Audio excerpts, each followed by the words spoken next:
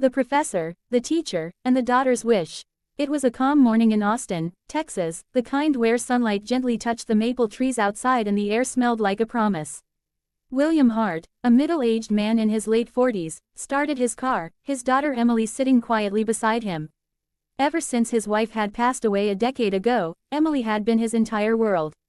William was a respected man, quiet, composed, with a kind face that hid years of loneliness. Every morning, he dropped Emily off at her college before driving to his office. But that morning, something unusual happened. As Emily stepped out of the car and waved goodbye, William's eyes caught sight of a woman walking through the college gates. Professor Hannah Lewis. She wore a light beige coat, her dark hair tied neatly, and her eyes held the calm of someone who had seen both pain and peace. Something stirred in William's chest, a feeling he hadn't known for years. He drove away, but her image stayed with him the entire day. The next morning, he returned again. And again, she was there. Day after day, he found excuses to linger a bit longer by the gates, watching her smile at students, her voice warm yet firm.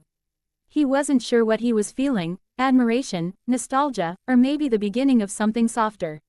One afternoon, fate played its card. William found himself at the college cafe, sipping coffee alone, when Professor Hannah walked in. She was about to leave with her cup when William stood and said, "Excuse me, Professor, would you mind if I join you for a coffee?" Hannah hesitated, then smiled politely. "Well, you're Emily's father, aren't you?" "Sure, just coffee." They sat by the window. The sunlight touched her face, and he could see the trace of a woman who'd loved and lost, just like him. Their conversation started with college matters, but slowly drifted into life, family, and dreams that had once been. Emily, passing by the cafe, caught sight of them. Her father, with a woman. Her teacher. A wave of surprise washed over her. But then she saw something she hadn't seen in years, her father smiling, truly smiling. That night at dinner, she said softly, "Dad, you seem different lately.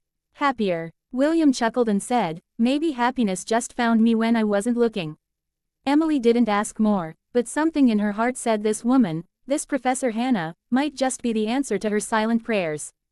The next day, Emily walked up to Professor Hannah after class. "Professor, can I tell you something personal?" "Of course, Emily. My dad's been lonely for a long time.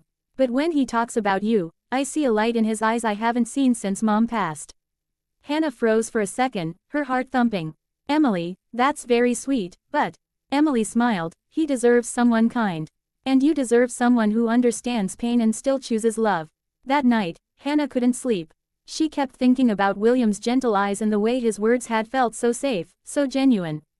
A week later, they met again at the cafe, this time without hesitation. William looked at her, his voice steady but soft. "Hannah, I don't know if this is right or wrong by the world's standards, but I do know one thing, since I met you, my days feel alive again." Hannah's eyes glistened. "William, life doesn't give second chances often. Maybe this is ours." And it was. A month later, news spread among the faculty, Professor Hannah Lewis and William Hart were getting married. It was a simple ceremony in their backyard, with autumn leaves falling like blessings. Emily stood beside her father, her eyes filled with tears. "Dad," she whispered, "Mom would be proud of you today." William held her close and said, "You gave me the courage, sweetheart. You brought light back to my world." When Hannah walked down the small path in her cream-colored dress, the afternoon sun turned everything golden. She looked radiant, not because of makeup or gown, but because her heart had finally found home. After the ceremony, they all sat together under the old oak tree, sipping warm tea. William smiled and said teasingly, "You know, Hannah, this tea tastes almost like the first coffee we shared." Hannah laughed softly, "Except that time I was nervous.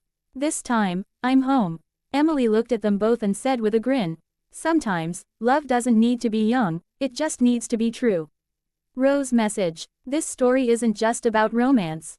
It's about second chances, about finding warmth after years of cold silence. And about a daughter's love that led her father back to happiness. Because love doesn't come once in a lifetime. Sometimes, it waits quietly until the heart is ready again.